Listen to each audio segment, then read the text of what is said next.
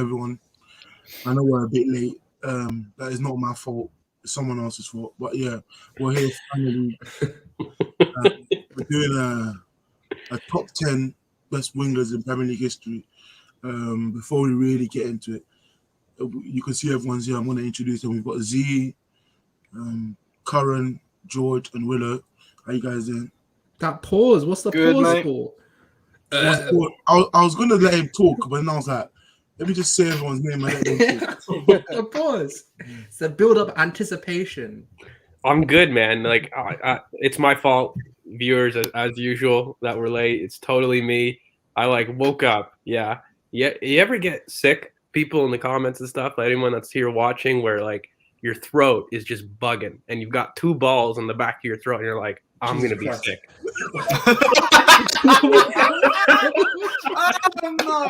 Oh no. Out of context, George. You didn't just say that. Clip it. Hey, don't clip anything. I'm still kind of asleep, so you can't. I'm feverish. I'm not well, but we're here. Apparently, your balls in your throat. Yeah, you got two balls in your throat. But yeah, I'm a mess. Balls, two balls specifically. Two, man. Those two adenoid balls. What are you gonna do? But I had my burnout. But yeah, so that's man. been Blood of the Passion, everyone. I really hope that you've had a great time. I'm excited for this one though, because last time we did this, it was hilarious watching people's genuine reactions. And for people that don't know, we don't tell everybody our lists. So the only one that knows is Chris. And he's the one that's doing the rankings and just finding out people's opinions of the past. And I think this one is probably the most modern filled list. When I was going back, right, and I want to we're gonna do this as a series, right? We'll do all the other positions as well eventually. And I was thinking, winger might be the one that's the most dominated by modern type players as a pool. I'm trying to look back because the role of wingers were so different, even pre-90s and even if you want to go back as much as you can, they were really truly midfielders, right? They were the right mid, they were the left mid, and the evaluations totally different. And I don't know if you guys agree, but I just felt I was going back and I was my first 13, 14 in my list, they were all pro 2000s careers. Maybe a couple, in the 90s, but really I was just thinking, shit, this is a modern list. It was definitely a lot more modern than I'm looking at everybody. It was definitely more modern than the strikers from even my list and just looking at everybody else's. It was definitely a lot more players that are playing now than the strikers because there was barely any from the strikers. But how are you guys doing? Before we really get into it, Curran, George, no, don't care about George. Curran, Wilo, and Z, how are you guys doing? Go on, Wilo. Tell the people how you are. I am good. I am back for good now. I'm out of rehab, not drug rehab, body rehab. So I am back, and I'm happy to be back. Where's with the sus comments today from people? Whoa, you don't need to chill, man. What do you mean, bro? I needed somebody to follow up from the ball comment. It's too early for me, okay? So Willow's taking me out. It is 10 o'clock where you are. Do not act like it's 2 in the morning. Calm down. For me, I just woke up, so I'm telling you it's early. Oh, jeez. All right, let's just get into it. Okay, where are we starting? Well, in the last one, there was 23 different names in the striker list. For this one, there was, let me look again just to clarify, there was 16. There you go. So it was tighter than the last one. 16th place is Steve McManaman with by far the least points. In fact, 15th place actually is Steve McManaman with by far the least points. The only person who had him in was Z. Why did you have him in, Z? That's strange. No, to be fair, bro, when I was younger, man, I used to watch what do you call Liverpool fan TV, and I used to watch the way Steve McManaman used to dominate when he used to play, and it was really nice to watch. And to be fair, just looking at his stats as well, he should be up there, bro. He even gained a move to Real Madrid, showing how good he was. So I'm quite surprised that other people haven't put him in his list. To be fair, honestly, why didn't you guys have him in? For me, I just didn't really think of him, and I just didn't think he would be better. Regardless, when I look back, I don't think he's better than anyone I had in my list. He'd probably be in the same position he is now. Then for me, I just don't. I don't think we can take. I would have him at 14th. 14th is where I had him. I think. Like I did a 15 because like there was 5 where I was like, I really want to put you in, but I just don't have the room. So it's interesting. I can't take what he done at Real Madrid though into account. If it's just the Premier League, I can't take that into account. And what did he do at Liverpool? Did he won an FA Cup and a League Cup? Is that it? Yeah. Yeah, but you know what it is too, guys. It could be a little bit of for me. I'm guilty less of actually watching him live, and you're going back kind of retrospectively looking at what he's done. And for me, there were other people in my top 10 that had to be in for what they did later in their career. So he's like one of those, there's a top player in here that we're going to definitely debate as we get to the top 3, where one of the greatest talents we've seen, but did they do their best work in the Premier League? And he's one of those kind of logics where it's like he had time in England, of course, but I think he was better at Real Madrid. And so for me, I didn't really even consider him. I thought he was very good, but for me, there was just other people that were more impactful for their time in the Premier League, or at least in England, right? Yeah, and I think swiftly moving on, in 14th, we've got tied 14th, Ginola and Robin. Oh, okay. Can I go on Robin? Yeah, you go Robin. Okay. Well, I'll say the people that had him in, actually. The people that had... Wait. Oh, my God, wait. The people that had Robert... I keep going to the wrong place, The people that had Robin in were Norm and Alex. And the people that had Ginola in was Haas, Norm, and Z. Yeah. Yeah. So Ginola, I was very comfortable maybe not having him in the top 10. Robin, I wasn't comfortable with. And I remember messaging Chris like right after I made, my top 10. And I'm like, look, mate, like with this one, he falls in a similar category to Steve McManaman in the logic, but the other spectrum. Because for me, baller. Arjen Robben for me is one of my favorite wingers ever. If we were to do a top 10, which we probably will do like a little bit later in the world, or talents of all time, top 10 wingers, he's up there for me.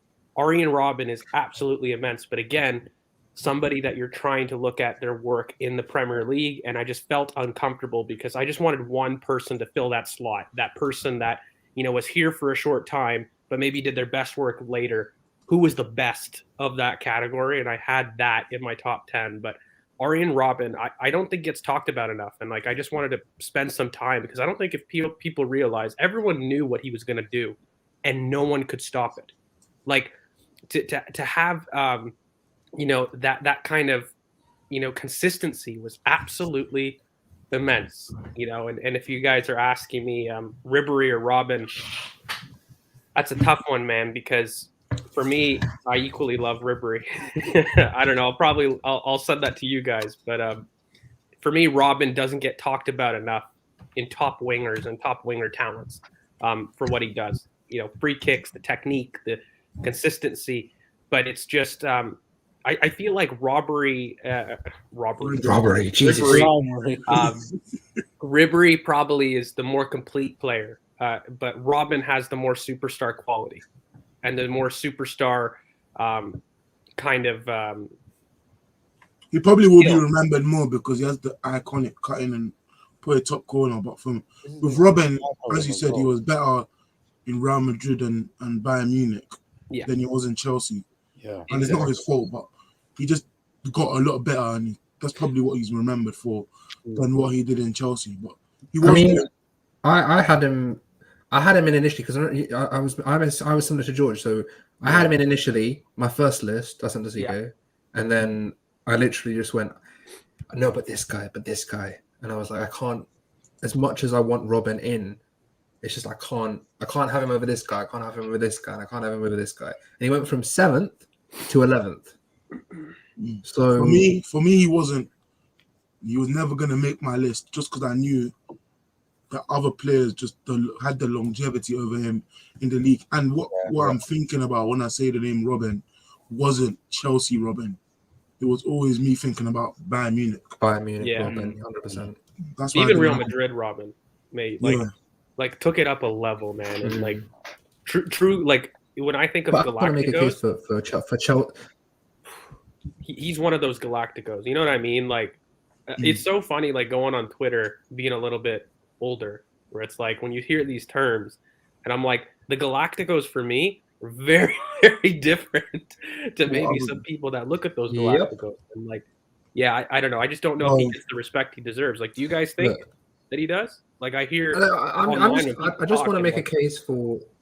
I want to make a case for Chelsea Robin though, because I think people have forgotten the Robin, Damien Duff, Joe Cole era of Chelsea. It was very good. That they were very good together, and they won 2 leagues. They won 2 leagues together, exactly. Yeah.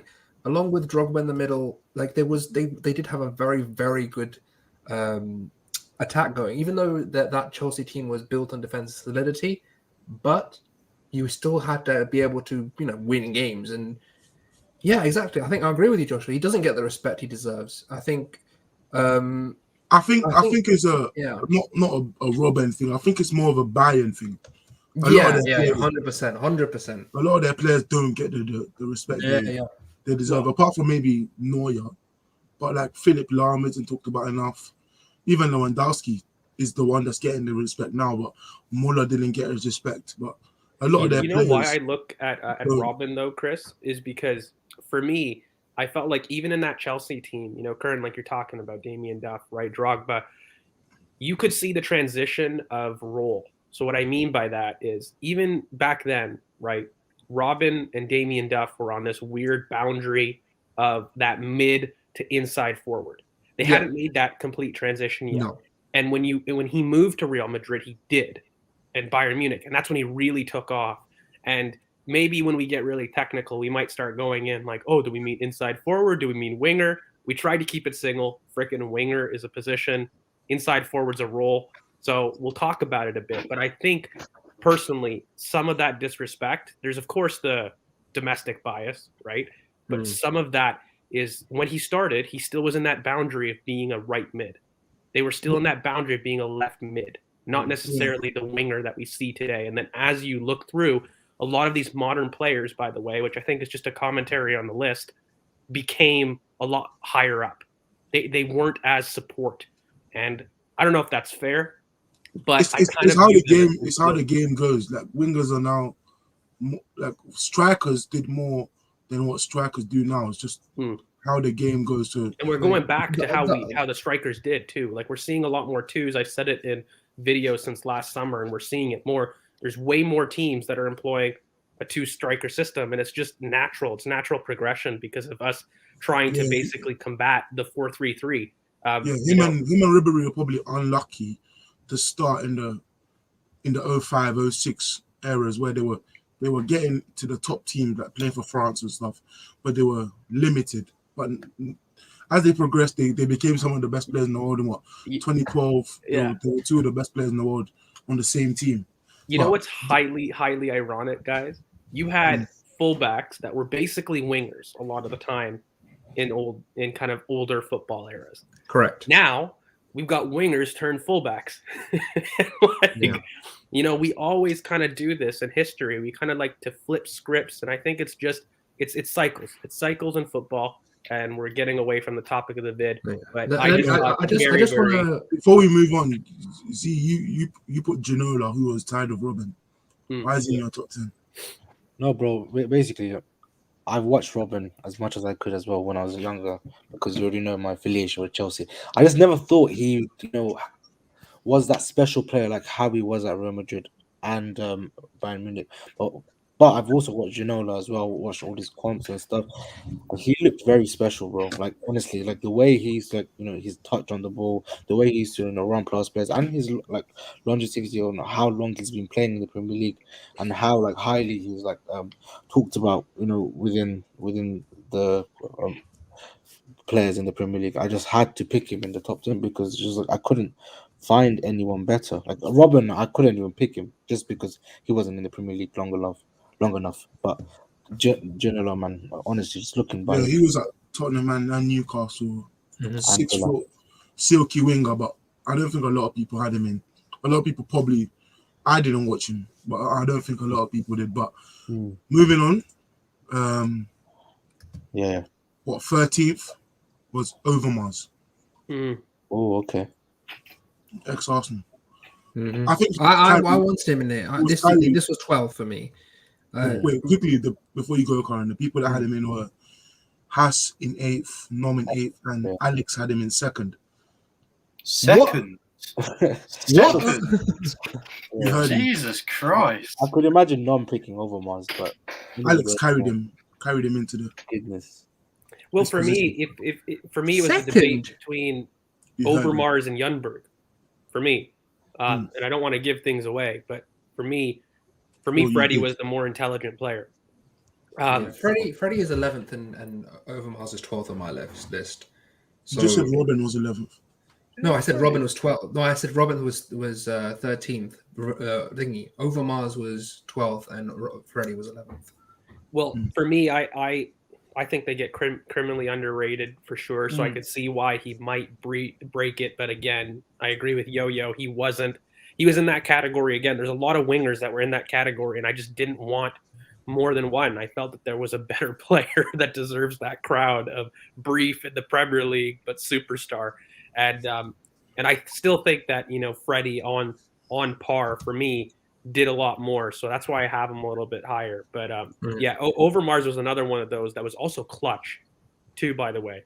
Like it wasn't just play in terms of, his off the running responsibilities. He wasn't that like very typical winger either. Like he's not like this magician with the ball at his feet, but so smart off the ball running, but he was lethal. Like you give the ball to him and he's in space, it was in, and he gives us so many memories as a Arsenal fan. But again, I won't delay this much longer. Just too brief. I don't think it should have been. I don't think he should have been in, but the period he was, he reminds me, like obviously Anelka was a lot more brevity of his career at Arsenal, but that kind of player that came in, made a massive impact and then left. That's the kind of legacy that Overmars has at Arsenal. He made such a massive impact when he came, and he was someone that it wasn't, as George said, it was not just his on the ball work, but his off the ball work in making runs, freeing up space for different players. He was a master at that, and I don't think he gets top 10, but I can see where people are going with it. Okay, 12th was Riyad Mahrez. Oh, okay. I had him in. I had a bit. Wait, whoa. Hold on. Riyad's not in there? Oh, so Riyad's 12th. I had Rio in. Mahrez was 12th. Wow. Oh, guys. Willow, you take it. Who has done this? Well, there's a big reason why Mahrez. Wait, the people that had him in were George, Willow, Nick, Alex, Curran, and Mush. I didn't have him in. Haas didn't have him in. Nom didn't have him in, and Z didn't have him in. No. Wow. So where did everyone have him in the panel? Let me check. I had him in 9th. I had him 9th as well. Yeah, I had him 9th. I had him 7th. You guys had him 9th. Nick had him 8th. Curran 8th. Alex 9th. And Mush had him 10th. Okay, Willow, you go, because I've got things to say on Mahrez. I think you have to have him in. One, for he's won the Premier League with 2 different clubs. He won the Premier League with Leicester, the most underrated Premier League team of all. Like, no one ever thought. What was their odds of winning the Premier League? Wasn't it like 2,000 to 1? 5,000 to 1. He was literally him, Kante, Vardy were the big 3 pieces that done that. He was unreal that season. I don't know if anyone remembers the goal he scored against Chelsea, where he brought it down very well, cut in against. It was Azpilicueta as well, one of a great defender in the Premier League history. Cuts in once, cuts in twice, and then hits it top bins. Like the guy was elite. He's gone to Man City, and he's put an impact in that city as well. He's won how many Premier Leagues he's won with Man City? 2, 3? 2. Two Premier Leagues at Man City. Countless Carling Cups, FA Cup. He's got to a Champions League final. The guy just has to be in there. He scores goals. He gets assists. He's also just one of them players as well that you just love to watch. Like, he's not just prolific with goals and assists. He's also a great player to watch. His skills, he's just a brilliant player. I got a tag team on here. No. Wait. Who didn't have him in before you go? Haas, Norman, Z. And Z, why didn't you have him in? No, I had him 10th. I said I had him 10th. Bro, like, to be fair, like the choices I had, were probably much higher than Riyad Mahrez. I rated a lot more players like much higher than Riyad Mahrez, despite what he's done in the Premier League. I feel like some players that I've picked again done much more. So, George, in terms of pure talent, if we're looking at wingers with the pure talent, forget achievements right now. He alone for me is up there. Ball, like the absolute wizardry with the ball at his feet. There's very few players that have the control of the ball that Riyad Mahrez has. Then when you start to combine what he's able to do with Leicester, which, guys, like, I don't know if people understand the sporting achievement. Go across different sports. There isn't an example of a Leicester winning the league title in other sports. There really isn't. If you go to baseball, that's the clearest example of everyone's favorite Moneyball. Curran loves that movie. They didn't even get there. They did not get that. They did not get there. Leicester did. And then to follow that up with, how many times have we seen wingers go to elite teams and fail? How many times have we now seen elite wingers from kind of poorer teams go to those elite teams and actually succeed? It doesn't happen. It's a very small pool. And for me, Riyad Mahrez wasn't just making an impact. I think you're being very kind, Wilo. I think he's been elite at Manchester City. And when Pep doesn't have him in the Champions League, it screws them. And every time he's in, City click. And I think whenever they're in serious trouble, Sterling and Mahrez dig them out of trouble. And I just think Riyad Mahrez is hugely, hugely underrated. And that guy deserves. I'm shocked. I'm very much shocked. And the only thing I'm going to say is very clear. In probably the most unlikeliest Premier League victory of all time, he was the best player on the best team in the Premier League. For me, he wasn't the best player. For me, he was. I feel like for me, I feel like I understand if you want to go with Kante or that season he won the league with Leicester. He won this. No, I don't think he should have won it that year. I think Kante should have won it that year when they won the league. I mean, okay, one or two then. At worst, second best. Do you remember what he did in the league that season? Very much. Like it wasn't just his goals or assists. Like what he did for Leicester, bringing them up the pitch. It wasn't just that. Like I don't think that was a robbery. Like that was very. I didn't say it was. I said I think Kante should have won it. They were both great.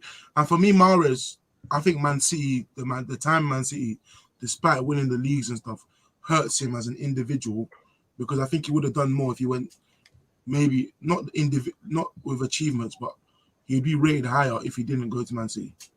Agreed.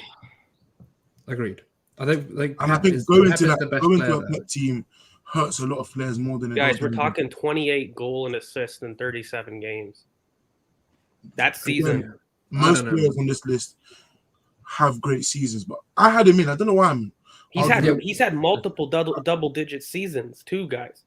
Like in output, it wasn't just the only season. When Leicester got 9th, he had 12 goals and 10 assists. He had a double-double. Then you go with Manchester City, he had 11 and 10. That's the thing is he's done it everywhere. Like he's done it at a small club, but no offense, Leicester, but like when you weren't particularly very good, and he's done it at the best club. Where in both cases you've seen other people go to the smaller clubs and can't do it at the smaller clubs, or you've seen people go to the best clubs and they can't do it at the best clubs. He's been able to do it at both, and that is very underrated and very hard to do. That's what I was saying earlier, and I'm trying to understand like what's a con that you look to evaluate a player in these top 10s. Achievements. I also think that just purely based on the fact that he went to Man City and he's just become this not so star player, it's kind of overshadowed his overall stardom of being one of the best wingers in the league. I think that's probably the only reason why I didn't pick him in my top 10. Top 15 probably yes, but top 10 no. Probably. I think for me, like obviously the 3 Premier Leagues, one FA Cup, one PFA Player of the Year. For me, he's in there. but like I think he should have been ahead of certain players that we'll see. But I think the time at Man City didn't do him as much as he could have done somewhere else. That's just for me. I'm shocked to see who's ahead of him. We'll see. 11th. Mate, he got the championship too. Like 11th, we've got. Let me give you 11th. Then 11th, we've got Freddie Ljungberg. Freddie didn't make it. What the? Freddie didn't make it. Freddie was 11th on my list. Who's smoking? What's Okay, going on? who didn't have Freddie? Freddie got player. What? Can we talk about Freddie? Freddie got player of the season. I know he did. And if you ask CK, I'm going to throw my list initially. I had Freddie on my list initially. The people that didn't have him were me, Mush, Curran, Haas, Alex, and Nick. Wait, where did people have him on the go? So Nom had him 9th, you and 7th. George had him 7th. Yeah, thank you, George. Z had him 4th. Me and George have like the same list so far. Mara's in 9th, Freddie in 7th. Yeah, seriously. Okay, why don't you guys do the case against? He was the honourable mention. He was the one I really wanted, but I just couldn't have him. For me, he didn't make it because I thought, well, the players. So for me, he was never going to be in my top 5. So for the other players there, I think they played a more pivotal role. I can't say the players I had there, but the players that I had towards the end played a more pivotal role to their teams that won than him. I think exactly my point. Obviously, he's a very good player, like all these players are, but I just think other players were more important, and their goals and them being on the pitch were more important than Freddie in that Invincibles team. But all I'm going to say is, right, Mahrez or something. I don't even know about that. All I'm going to say is, right, is I will tell you right now that I had him initially. I'm scrolling through the DMs right now. I had him in 10th. That was where I had him initially. Right, he was someone that I was like, I really want to get him in because of the PFA Player of the Year, the Premier League titles, etc., etc. He needed to be in, but it was just there's players exactly the same argument as CK. There's players in there that I just, as much as I wanted Freddie in there, I just couldn't get him in. Like he was someone that I really wanted to get in because I didn't. He's my 11th. He was the guy. He's my 11th as well. I mean, to make that Invincibles team tick. When you look back at it, guys, the reason that the left-hand side was so ball dominant was because of Freddie Ljungberg. His off-the-ball movement and outlet. That was the entire reason that side had the freedom to dominate the way it did, because they had an outlet that was intelligent enough to balance it on the other side. And Correct. You put Freddie into any other team, he works simply because of that skill. So, and it wasn't just impact on the team. Best, it was best. Sorry. I'm replying to you. It's the favorites or best. It's the best. It's the best 10. For me, not the best 10. I don't know. Why are we just talking about the Invincible season, though? Why are we not talking about the 01-02 season where we won the league and he got the player of the season? Like we won the league and he got the player of the season. He was the best player in that team that season where we won the league. And both of you. Okay, first of all, look, there's players in there that I will tell. We can't go through them right now, but there are players that are there that I just think are just better than Freddie. It's just I wanted to push back on the thing that he didn't have as much an impact on the team as other people on the list, because no one said he didn't have a big impact. Other players on this list as much. That's why other players on this list had a bigger impact on their team than Freddie Ljungberg. If I see Bale in there, I'm going to be really pissed. He had a bigger impact than Freddie Ljungberg. Bale had a bigger impact on Spurs. How? On Spurs. How? Did they even get top 4? Did they even get top 4? He didn't win a trophy. He didn't win a trophy. Okay, so he did get top 4. How do you think he had performances against? He didn't have a trophy. What? Can I just you talk? Don't think Bale had a big impact? No, right. Can I just talk? No. Let's do this. Okay? We are did it over multiple Freddie seasons with trophies. Any one player of the season doing it. You're throwing trophies and stuff like that. Bale was more important to Spurs getting 5th and 1 point off 4th. If Freddie doesn't play, we don't get the title. If Bale doesn't play, they don't even finish top 10. Not even top 10. I would rather get a title not doing that than top 10. That's not the argument. That's not the argument. Who had the argument is who had a bigger impact. That is the argument, though. It's who had a bigger impact on their team individually. No, but both players had immense impacts for their team. One managed to get top 10 with that impact. No, that's cheap. That's a cheap shot. They got top 4 with that impact. Another person won the league.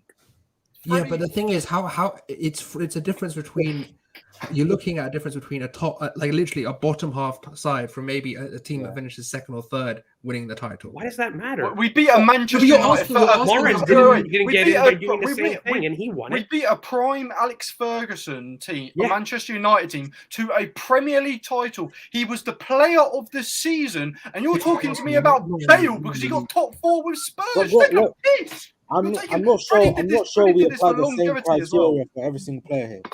I don't think we have. So I don't think we should be comparing Arsenal to what Freddie Ljungberg did. Freddie Ljungberg, for his longevity, how long he's been at Arsenal and his consistency, he gets it. He gets in that top 10 for me. But also Gareth Bale should be given it. If we're talking peak seasons, he's up there with the Suarez. I understand your point. If we're talking about absolute impact, you can't tell me that even if he's individually had amazing goals and assists for Spurs and it didn't lead to an impact off the pitch, when Freddie did the exact same thing. Gareth Bale was top 3 players in the world at one point when he was in the league, hands down. Yeah, for one season, this is the thing though. Like all the seasons before, Gareth Bale was good, but he wasn't insane. He wasn't incredible. No, Freddie done it. Bale was incredible that one season. Yeah, no, that's what I'm saying. That one season, yes. But apart from that, he was good. Freddie did it for longevity. He won multiple league titles. He was the player of the season for one title. And even if you look at that individual season, we played a 4-4-2. You know how wingers played back then, and he still got 12 goals in 25 games. That's insane to do that from the position he was doing that in. Far deeper. I don't get this at all. I'm not gonna lie.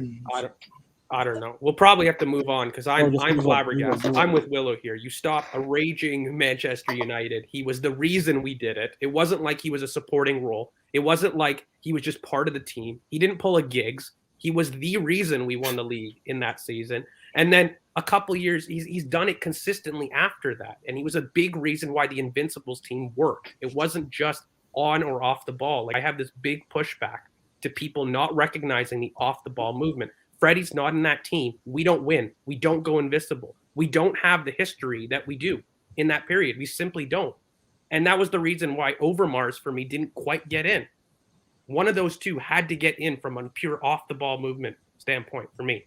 And Freddie did it much more consistently, but I find it crazy that there's 10 players more that were better than Freddie Ljungberg for impact on the team, pure quality. I'm upset about that. I'm not going to lie. This is. I had him 10th. I initially had him at 10th. I made him 11th because of someone. We're probably gonna say the same. I'd love to see who beat him out. If it's Bale, I'm gonna be pissed. Yeah, so am I. 10th is Alexis Sanchez. Mm-hmm.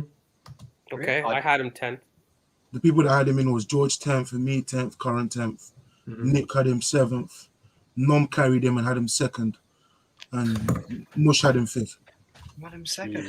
The thing I don't get about the thing I don't get about Alexis Sanchez, I didn't have him in. The reason why I didn't have him in is I thought his best season for Arsenal, he wasn't playing on the wing. He was playing at striker. He was our striker.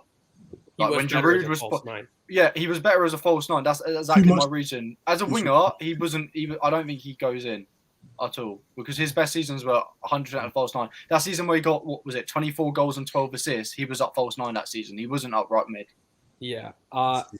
Look, the list hasn't started, mate. And the big thing with Alexis was I debated, and I had this convo with Chris. I debated between him and Bale, and for me, it was because you look at peak seasons, they're up there. I was kind of with you, Willow, where I felt he had his best work as a false 9, but I didn't want to be too technical. So I'm like, look, he's a winger. I'll take his whole career as such. He was immense individual seasons, but the difference is Alexis Sanchez won a title. That was his impact on his great individual season. And that's the reason he's got in. Everybody in my list has got a title. Everybody. And that is important in my top 10. And so that's why I didn't have Bale in there. And it was between that. So if it was, 9 other players that, had great individual seasons, but there was potentially a trophy in there involved, you had to pick the guy that won trophy. For me, I had him 10th over Ljungberg just because I watched him more.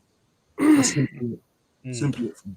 Legit, it was between Sanchez and Ljungberg for me. I'm surprised, Curran, you didn't have him because you. Yeah, I know. No, I know. Look, I moved Ljungberg. Ljungberg was the one for me that was the trickiest to place because at one point I had him at 6th, and then I was just like, look, there's so many players again that we're going to get into. Don't want to get into a Freddie argument again. It's one that's very, very hard for me because I understand.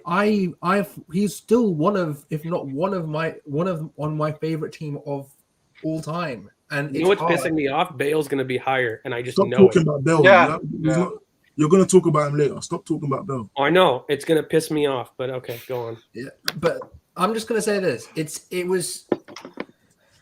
This is why I hate doing these videos because it's so annoying to do. Because I can go right now and say, look, maybe I should have had Ljungberg 10th. Maybe I should have had Bale. We all agree Alexis Sanchez has 3 great seasons with Arsenal. 3 great ones. Not on the wing though. He has 2. Not on the wing. I'm being generous. Fine. If you want to be 2, we can be specific, but I'm being generous with 3. It's 2 or 3, correct? Probably. Can we all agree that Freddie Ljungberg had, to different degrees, but 2 to 3 great seasons? Mm-hmm. Who was more impactful? That's all I'm going to say. Freddie, like it's not even close. It's not even close for me. And I think it's, look, I get Chris's opinion because I don't know if he's watched him as much just by pure age. Like I don't think it's possible. But in that's the simple mic drop moment I'm going to make. If you're going to have 2 people with similar career trajectories of 2 to 3 years, who was more impactful for their team with trophies and individuals? It's got to be Freddie. I don't understand how individually Alexis, despite the heartstrings about what you may say about on the ball, this is a perfect example, in my opinion, of fans not rating skills off the ball versus on the ball, which are equally potent in today's game. And yeah, I'm just very pissed that Freddie's not in there. If the logic is 2 to 3 years, the person I'm losing it. The person who pipped Sanchez to Freddie was Nom, which is surprising, but he had Sanchez 2nd. But why? It just wasn't for me. He's not a winger. He's not a winger. For the great seasons he had, Wilo, put him as a winger. What did his achievements do? What did his individual seasons do? Let's ignore the technical because I'm with you, but let's not be technical. What did they do? He got us to top 4. That's what we did. He got us top 4 in a couple FA Cups. Yeah. Or 1. No, 2. He won 2. 2. Yeah. 2.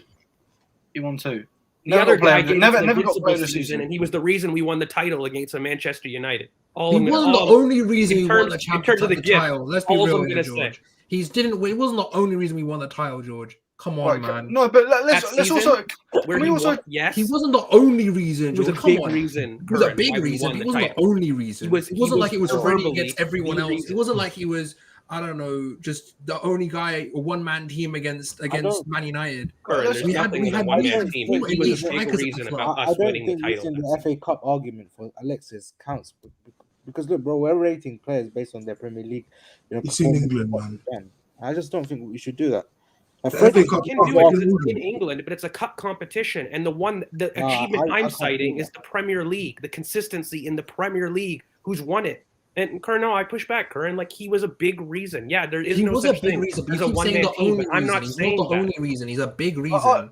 I don't have one player in this team that hasn't won the Premier League. It's not. It's a massive difference. It was not like he was a one-man team. I never said that we were a one-man team. I never said that we were a one-man team. I said he is the reason that we won the title because of his goal. That's making it look like. Curran, you take it away. You really think that we win the title that year? You take what he did and his impact on the team. Place him in something in the back. Let's just move on, man.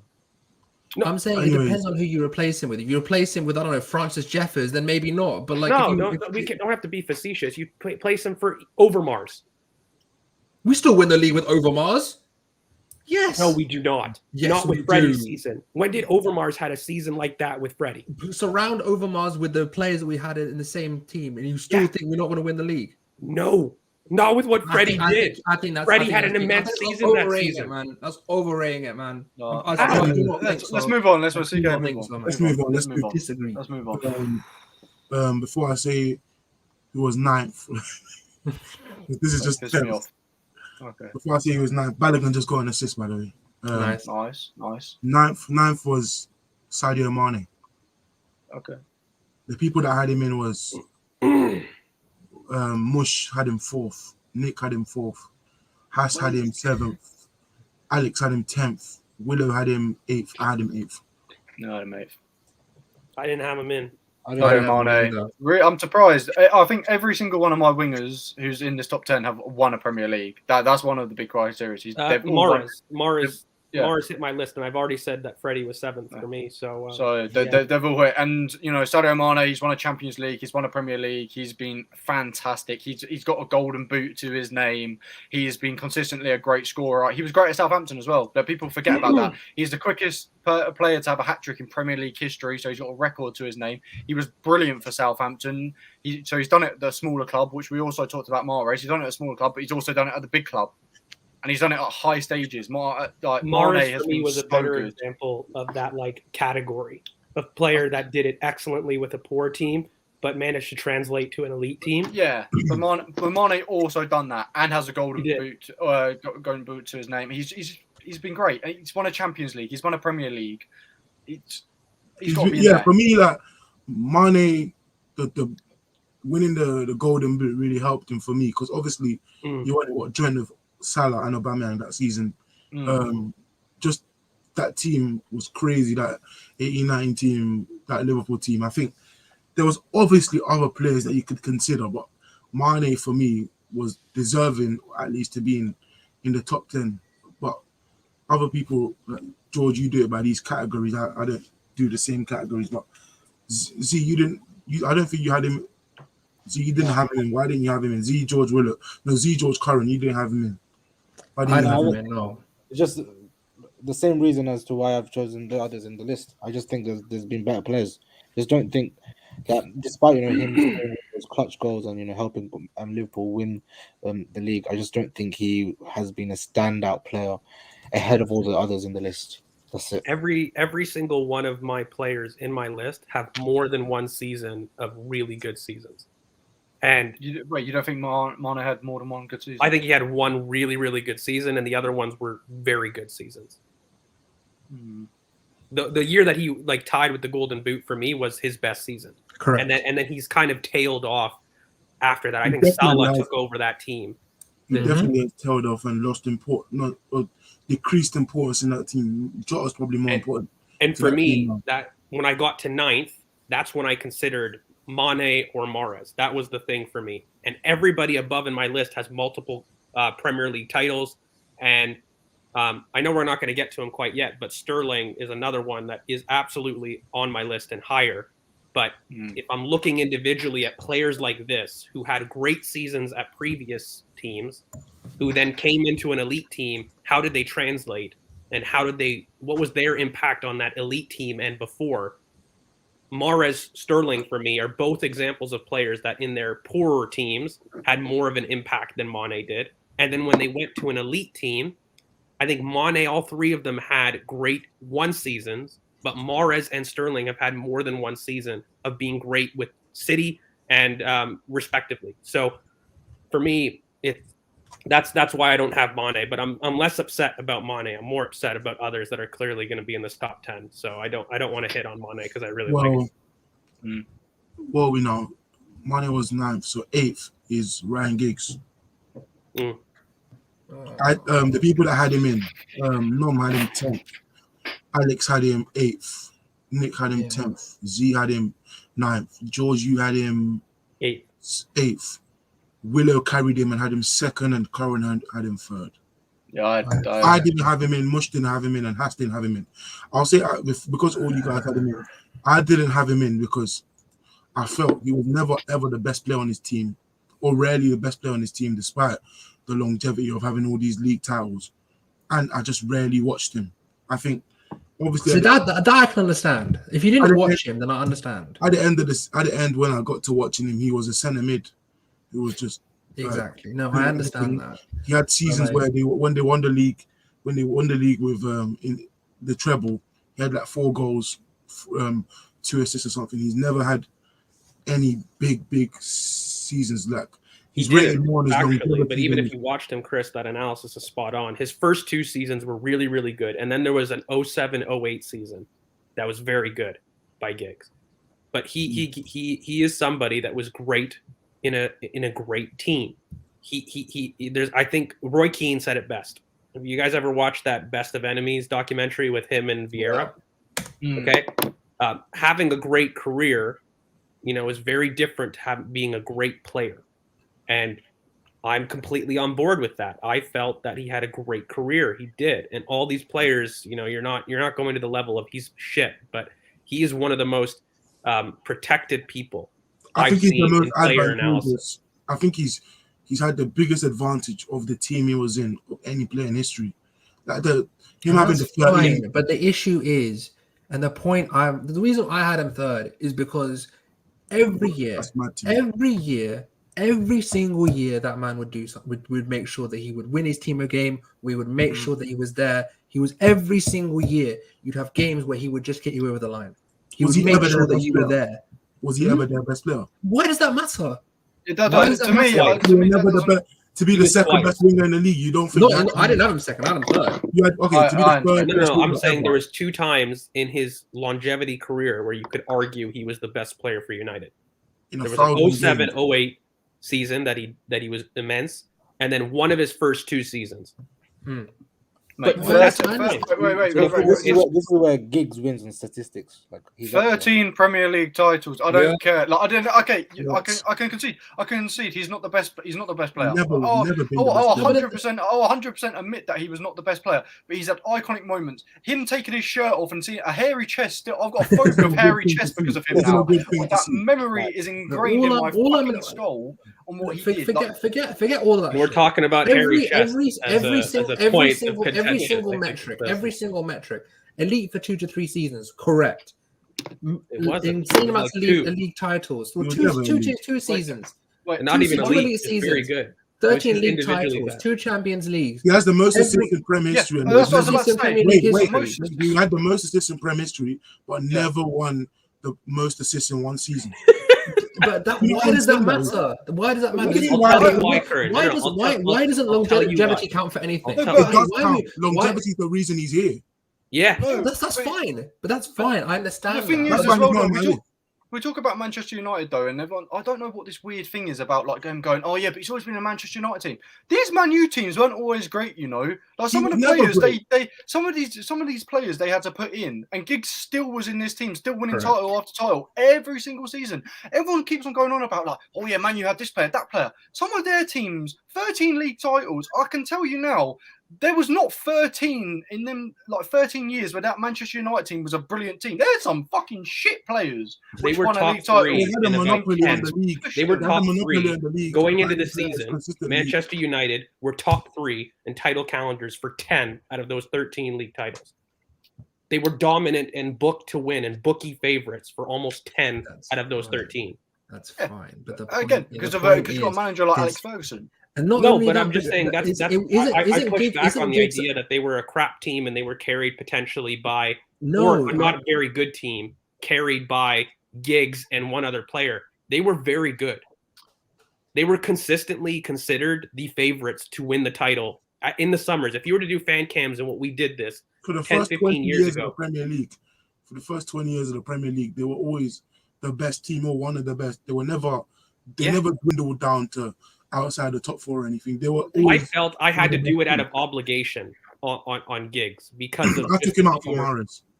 I took him out for Mahrez. He's in most people's top 10. I'll take it. He was going to be about Mahrez, but he's in the top 10. He was going to be there for my list. But I took him out.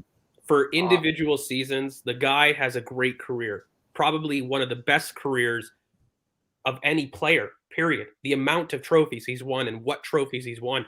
Crazy, but you got to combine the trophy impact with how you won those trophies. That's important for me. If you won 13 Premier Leagues and 1 or 2 was because of you deserve your respect. But I don't think that I think retrospectively adding the 13 as a point clouds the judgment of that player's impact. But So he still had elite seasons. He had elite moments No, which he got didn't Manchester. have elite No, seasons. he had yes, two he did. very Yes, good he did. seasons. They He weren't had even two. elite. Okay. He But didn't then have he elite also seasons. had clutch moments which got his team trophies. He then also you've also got to think as well with Giggs. Okay, so what would you prefer? A player who's a 10 out of 10 for 2 seasons, That or Harry someone? Chess moment. I don't like why should I really value? I don't care that he took off his top and ran down the pitch. Okay, I'm I not. don't even I'm give a just. shit He about had that. a, Forget no, the but Harry he got Chess one. moment. Let me make my point as well, though. Would you rather have a player that's in your squad for 2 seasons where they're like a 9 out of 10 rated player, or would you have someone who's in your team who's been there for like 15 years, He was a 13 6 out years, of 10.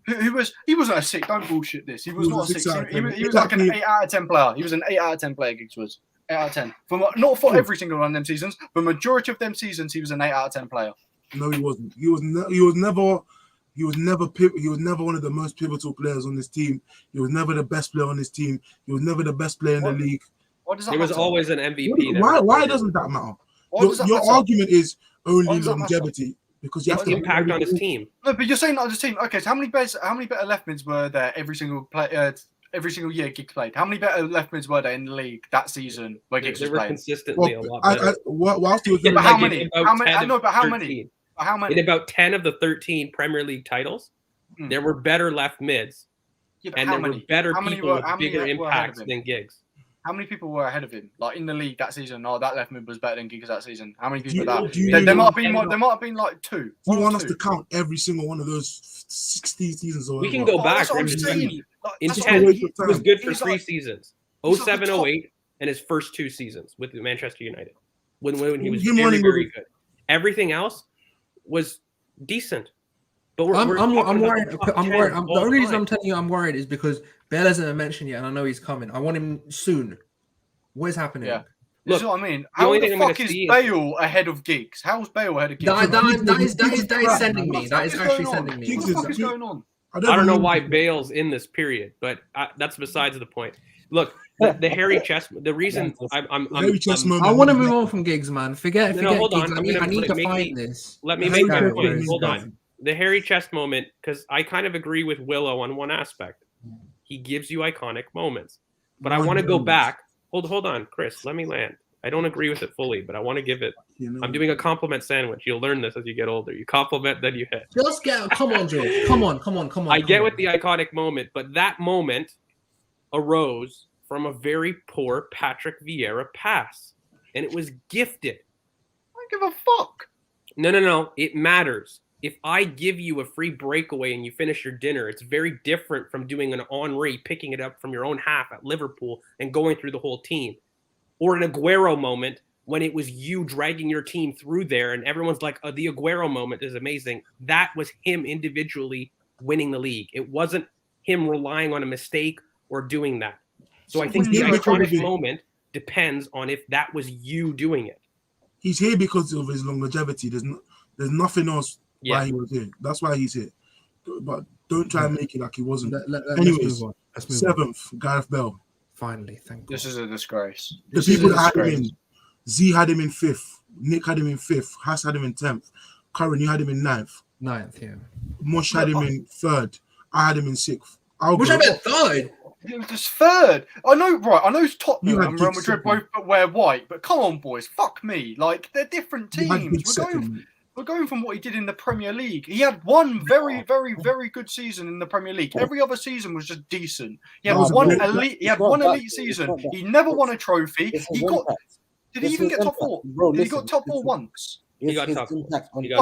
His impact on what he done for Tottenham. He's basically on his own. He's transformed that team because Tottenham were a mid-table top 10 team. But what he did in that season, he literally put Tottenham, in the Champions League, and he's made them what they are now. Guaranteed, he's had more of an impact than most players that's not won the Premier League, in my opinion, anyways. The only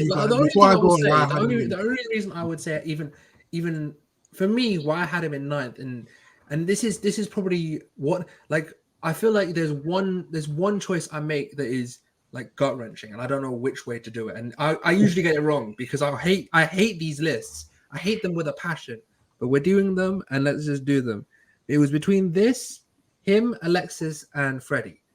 And Freddie, I want like my love for Freddie is so. But the thing is, what I would say to everyone here is what Bale has done for Tottenham has taken them by himself. Basically, he has taken a mid-table team and made them a serial top 4 club.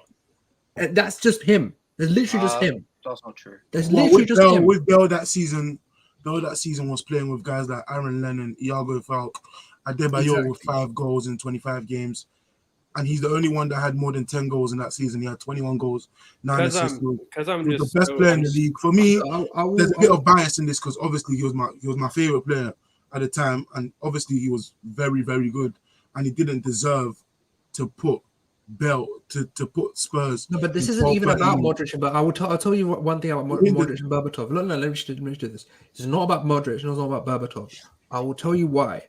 Because what Bale did is Bale not only got them to top 4, he also got sold and turned that top 4 into a consistent top team 6 club. What did they do with that money? The impact of that club. Curran just said he got sold, and that's the legacy that Bale has at Tottenham. The legacy that Bale has at Tottenham is taking them from a mid-table club and establishing them in the top 6. That's what Bale did. Legacy right now, because all I hear about Tottenham is they ain't won a trophy in 14 fucking years. Is that Bale's legacy? What did they do with that 80? What did they do with that 80 million? Curran, no. Why does that matter? No, Curran, what did they do with that 80 million, which you just talked about on Bale? It was awful. They did shit. They did fuck all with it. Fuck all with the money. They did fuck all with it. That's not the He was the record. He was the record transfer deal. Listen. Forget all of that, but he was the best player in the league, head and shoulders, the best player in the league. Head and shoulders. And he carried a Spurs team with a striker who played 25 games and got 5 goals in Adebayor. He carried them to 1 point. Of 4. Okay, I'm just gonna make this once because all of the players on my list have won multiple titles. Yeah. Okay, beyond 9th, and the 10th position for me was reserved for somebody that had a cracking individual season that you could ignore the rules, in a sense. Had one stupidly good season, and Bale was in the debate. So was Mane was in the debate for me a little bit with there, but for me, the difference is he didn't win the league, and Alexis Sanchez did. That's when I was looking at stupid seasons. I think that what Bale did at Spurs was harder than what Sanchez did at Arsenal, but Sanchez's feats resulted in trophies, resulted in something tangible at the end of the day. Suarez made the striker list with no. Hold on, I'm getting to Suarez because that's the other issue with my argument. The difference with that is one created a title challenge and the other one didn't. So if I'm starting to look at strikers and I'm starting to look at just best individual seasons, Bale's up there for one of really, really great seasons. I don't know if he's the best like Suarez was, because Suarez was clearly the best individual season as a striker in the Premier League. He has that title. Bale, despite having an excellent season, he still isn't in the top seasons for wingers, guys.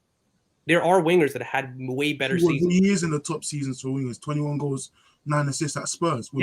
With the next best being 5 from Adebayor. But I need to address this as well. Yes. Mahrez did it better for Leicester. For Leicester. And he won a title. That Leicester team is better than the Spurs team he had. Oh, come on, mate. Bro, he had Kante, who everyone's saying it wasn't the player of the year. He wasn't the player that he was. No, he wasn't. Was top scorer. Vardy was immense. It was Vardy and him. That was it. Bale had Adebayor and Iago Falk as the striker. Mahrez had Christian Fuchs, that left back. Yeah, Christian Fuchs. Who did he have at right back? He had Danny Simpson. Fucking overlapping him. Christian Fuchs was Danny in the team Simpson that year. Christian Fuchs was in the team of the year season that year. Because he won the title. He was not the best. What did he do the season after? So again, if you're going to compare that to Bale's team, Bale had a worse team to a team that won the league. They weren't worse. I really push back on that. Bale. If anything, they were very, very. No. Take out Bale and take out Mahrez. Which team was better? Yeah. Which? Between that Spurs team and that Leicester team. Take out Mahrez and take out Bale, and which team was better, the Spurs team or the Leicester team? Probably Leicester because of Vardy. So you Probably. just argued against your point. But everywhere else, there was multiple people where Spurs would win in their positions. Exactly. There's Kante and Vardy. Everywhere else, you'd have a Spurs player. Their team was not good. Even that wasn't named that. Spurs' team wasn't good. Guy, he was scoring. No, the Leicester team wasn't good. It was Vardy, Mahrez, and Kante. The Spurs one wasn't either. Bro, besides, they both weren't good, but individually, you're proving the point. Exclude the team because we've got lost in the semantics of the team.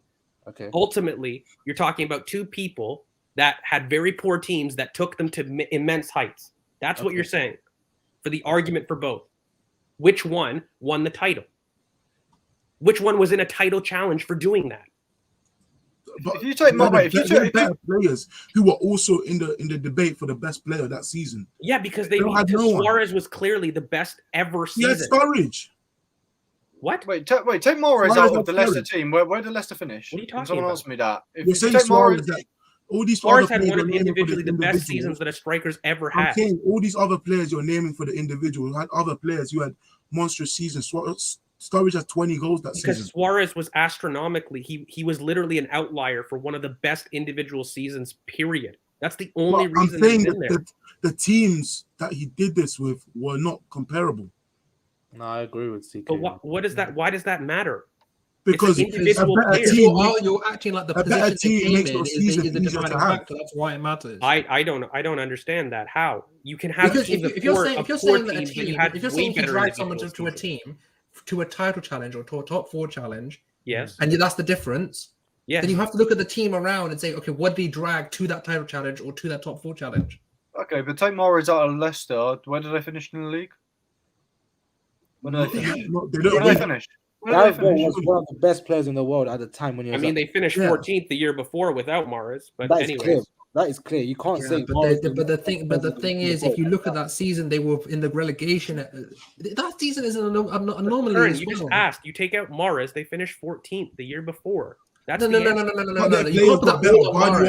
won the Golden Boot. Vardy won the Golden Boot. Kante was in the team. Wes Morgan and who that just asked. You take out Mahrez. You take out the individual season because you're saying that team was better. Where did they finish? You're saying because they finished 14th the last season, they finished 14th again. Is that what you're saying? No, I'm not saying that. No, but I asked the question. I'm saying if you take out Mahrez, that was the difference. They were 14th and then they went up to 1st. But that was the year before. But the players got better the year after. Yeah, this is the point.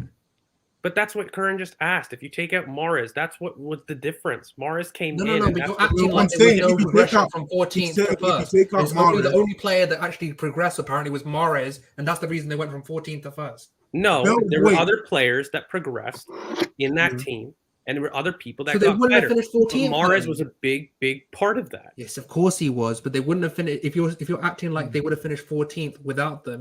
No, I don't think they would have finished 14th, but I don't think they would have been in the top 4. That's the question I'm asking. Where do you think they'd finish? You can't whitewash that improvement from 14th to freaking top 4. No one's whitewashing it, but we're saying it's not all Mahrez. Everyone got better. Everyone got better. That's what I'm saying. But anyway, they didn't all get better because they all dropped off a freaking cliff after that. That's not true. Kante didn't.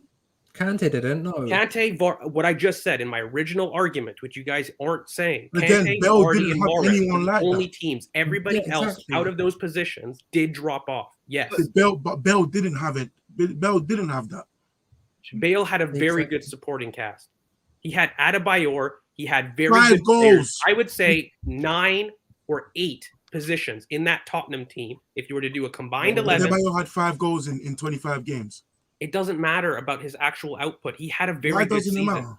Because he had a good season. I don't look at the only reason that they've had a very good season or not. He did have a good season. Gareth Bale was the reason that they got top 4. That deserves its praise. But in terms of individual seasons, how many games in that season? I'm not going to say this. I don't know where you put a number on this, but there was multiple games in that season where Bale would literally take that Spurs team that was losing or doing crap, it was just doing crap, and he would literally just take them and win them games. He scored multiple goals versus Liverpool versus City versus quality of goals as well. How did Leicester score their goals that season? Mahrez bringing the ball out of play from their own half into their half, into attacking. Literally, you're acting like I didn't have Mahrez in my thing. No, but how many times as well? I had did Mahrez also above the Bale. transition The play- debate should be Mahrez, not the Bale. debate should be Suarez versus Bale here. That should be the debate because of the You guys brought previous. up Mahrez. Sorry. You guys were the ones that brought up Mahrez because you said you had Mahrez instead of Bell. No. I said I had Sanchez instead of Bale. I never said that. I don't know if someone else did. I had Sanchez instead of Bale. So we've just wasted 10 minutes for no reason. Well, I didn't argue Mahrez, but you guys went down the Mahrez, which I think was not a very smart choice to go down. If we're going down the Alexis Sanchez route, I told you why. Because he had multiple seasons of very top seasons. He had an individual season, but in the end, those feats won him a trophy. That was the reason why, for me, he snuck in. And you could argue between Alexis and Bale. I don't mind whatever you want, but that was my reasoning for why I didn't have him in. I don't think any singular player carries that Spurs team to a trophy. But so the other thing I'm going to say is, does Sanchez carry that Spurs team to top? Yes. I'm not sure about that. I'm not sure about that. Come on. No. Come on, guys. Yeah, yes, he does. No, I don't even like Sanchez like that, but yes, he does. Sanchez was immense. He was clutch. I can't see that. I can't see that happening, man. Mate, he was the same rate. He was a goal a game or a goal every other game. He was 24 the same goals, rate. 12 assists. If we're not being pessimistic saying he's at centre forward, 24 goals, 12 assists. Alexis Sanchez was not top 3 players in the world when he was at Arsenal, but Gareth Bale was when he was at Tottenham. You're comparing different eras. That's not a similar argument. If you're looking at individual impact of a player and you're saying you put X player into X team, top 3, that what Bale was top 3 players in the world whilst he was at Tottenham. The impact. What was his best season there? What was his individual? 21 goals, 9 assists. Okay, what was Alexis Sanchez's best season so that we don't get caught up in 24 goals, 12 assists. 24 goals, 12 assists. Which is Alexis higher? Sanchez's best season. Yeah, exactly. He had Ozil. I agree. He had I Ozil. don't give a fuck. It does matter. You can swear in that. It does matter who your teammates are. It does. Simply. Just look at the quality of goals. Look at all the goals he scored. Look at the timings of the goals. You can see what impact Bale had on that Tottenham team. He single-handedly transformed that Tottenham team to where they were the seasons before and where they were when he left. I didn't have Sanchez. I didn't have Sanchez or Bale. But if we're going down this argument, but then Sanchez had that season and Bale had that season, where they're 2 elite seasons. But then how many more seasons did Sanchez have where it was amazing seasons? Bale literally had that one insane season, and then after that, it was just okay. Like, it was nothing special. After that, he was at Real Madrid. No, but before that, that's what I'm saying. Before that, he didn't like. He didn't have Modric. Just for the debates for people with Poncho, like I don't like Bale, but he didn't have Modric. He had Modric the year before. He had Van der Vaart. Not the season that he exploded. He had 5 goals and 6 assists from left back. That was another season. But for me, this Bale thing, we're never gonna get over it. You guys didn't have him in. Other people had him in. It is what it is. We're going to 6th places. Raheem Sterling. The people that had him in was me at 7th, Mush at 7th, Curran had him in at 6th, Haas had him in at 5th, Nom 6th, Alex 7th, Nick had him in at 9th, Wilo 10th, and George, you had him in at 6th. And Zio, the only one that didn't have him in out of all the 10 people. Is that Sterling? Oh yeah. Sterling criminally underrated. I'm already pissed at Freddie, but Sterling, you have this to get guy. Over Freddie. Sorry? You're gonna have to get over Freddie. I can't. That's criminal. But Sterling, we're talking about a player right now that I think if you're gonna look in the highlight of his career, it's very tough because a lot of these guys are still playing. But Sterling is gonna be up there for probably a legend of Manchester City. You're probably going to be looking at his impact on the title. That 17-18 season with him and Sané, immense. And then I look even the year before. I actually think Sterling was more fun to watch at Liverpool. And the transition when you go into a Pep team is that you kind of take away a lot of your individuality, and he became much more of an output efficiency machine. And, you know, he really was there to finish chances. Whereas at Liverpool, he started, he finished. He really was their linchpin, along with, Coutinho. But, Sterling was so creative at Liverpool. And the transition that he did between teams, going from a team that really shouldn't have challenged for the title. They were a top 4 team. They shouldn't have challenged for the title that year. They did.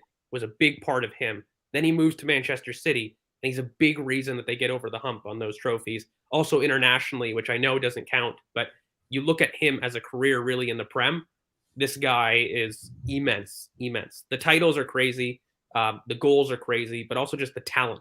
I think he's one of the few that probably in this list creates the most effective separation. He's got one of those, the feints that he does. That's a superpower. This guy can create separation from nothing.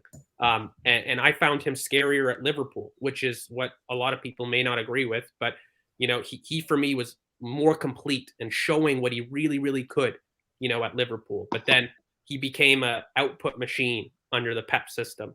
So, yeah, I'm happy he's in. I at least got somebody in here that I really, really you have literally most of the people you want is in here. It's just Freddie, and you're gonna have to live with it. And Mahrez. Mahrez in? Freddie, Mahrez. Freddie. I want Mahrez in, but I'm not gonna I'm not gonna spend the entire video going on about Mahrez. We need to move on from Freddie. But for me, I really do think it is someone that needed to be here with Sterling. There was no reason why you don't have him in multiple leagues at City. One of the best breakout seasons with Liverpool. Has contributed, 58 goals and assists in a calendar year. Pretty good. Pretty damn good. For me, it's just, I don't know. It's interesting that people wouldn't have him. I feel like he's definitely got to be in here. Just dribbling, the ability to take the ball and beat a man, or as well as be in the right position at the right time. You want Raheem Sterling in your team. He's someone that will attack the box, who will not only just take the ball from wide and bring it in, but also someone that will give you a late run into the box. Just a very, very, very. He did multiple roles. There's very few wingers on this list. By the way, left wing, right wing, it didn't matter. But also roles, it didn't matter. Like at Liverpool, he was primarily off the left and was really combining with Coutinho as almost a 10. Like he was coming very, very deep. And then you can switch with the Centurions, off the right, output machine, touchline winger. How many people made that transition in their career to put up elite numbers and elite impacts on their team? I don't know too many. So for me, he deserves his list. Who didn't have him, Chris, in their list? Everyone had him apart from Z. Yeah. That's the same reason as the other players that I picked. I just preferred over Sterling, to be fair. Yeah, he had seasons like 1920 where he was just pure goals, 20 goals in the league.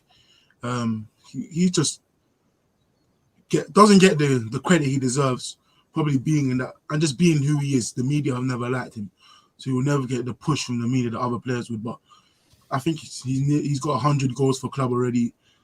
He's going to be in the Prem 100 club if he's not already there. I don't think he's quite made it.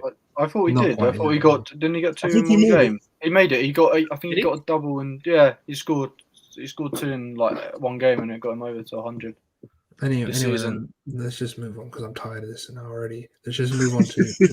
Curran gets so depressed doing these videos. Yes, I hate these videos, man. I don't like comparing players. I don't like comparing eras. I don't like this. It's just, but like it is what it is. And he has 103 Premier League goals. Curran, you just have a howler every video, bro. That's why you don't like it. I don't even care. I don't even care because you know what it is. None of this makes a difference in the end of the day, anyway. Like, why do I care that one player in 1995 is better than one player in 2022? Like, the whole point of this debate is that a lot of us have different things you value, which is why we should do a debate on how to make a top 10.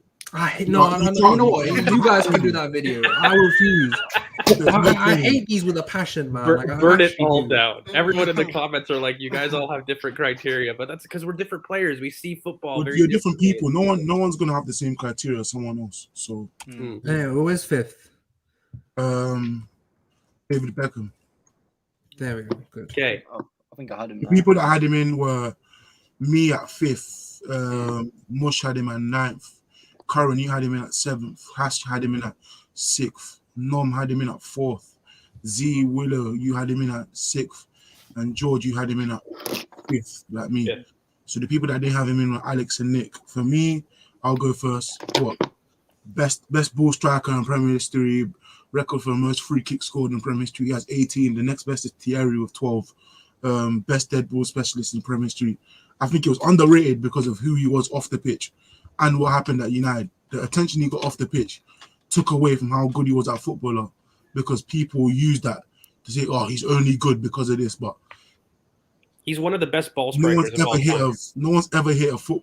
Not many people could ever hit a football as accurate as David Beckham from 60, 50 even yards. Look, power. I'm multiple halfway line goals. Like, yeah, I'm somebody that very rarely goes into the emotion on iconic. Okay, but I'm just going to share this one quick story because I had the chance. I was very lucky enough to meet David Beckham and to see him in the flesh too, not just like from analyzing and like watching him. I was very lucky to actually watch this man, and he is the best one of the best, not the best, because there's a lot there, but he's one of the best, and he's in the conversations for best ball striker of all time.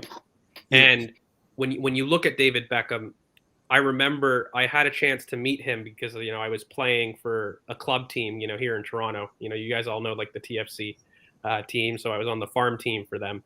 And LA Galaxy came, and even late into his career, so I got a chance to meet him. He was a phenomenal guy. But anyways, in the All-Star game of the MLS, there's a point where I'm on the touch line, right? And he takes it from 5 yards behind the halfway point and does a cross-field ball to a striker that's running, okay? And hits him on the head in the box. And I'm just like, holy shit, that's a 60-yard cross-field ball pinging on a moving target. And I saw it on TV, but I saw it with him at 36 years of age. And this is a guy that was walking the entire freaking match and was just like, yeah, whatever, I'll just do a cross-field ball. And I'm just like, elite skill. For me, he was a person in the era that worked very hard, absolutely. He's in that mid. I call it the wing mid of that era. He doesn't get the credit he deserves. I agree with the off the field stuff, but for me, he has an elite skill.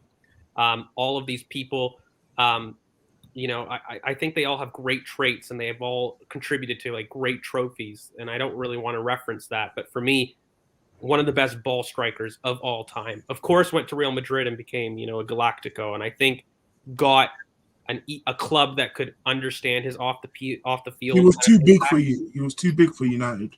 Yeah, or for England. He was too big for England, despite United being the biggest club in the world probably at the time. He was just too big for English people and media to accept someone being bigger than their football club. Yeah, off the field, whilst being arguably their best player on it. It was just England was never the right place for him, despite him being here. And I'm going to admit, I think I got some bias, maybe putting him at 5th, but I don't care. I'm going to lean into it because a lot of it, like I said, for me, it's not really tactical. And I've met the guy, so I think it's a little bit of bias there because there's other people in this list that for me probably had better individual seasons more consistently than him.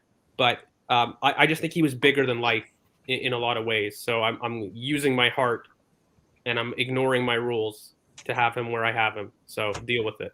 at least we've agreed there's no actual rules here. We're just doing what we want. Yeah, there's no actual rules. Bias will always come into it. Yeah. When you're speaking about these players, anyone else got anything to say about Beckham, or should we move on to 4th? Curran's wants this video done. Yeah, he just wants it done. He wants it wrapped. I'm tired of this. I'm tired of this. Well, fourth will annoy people.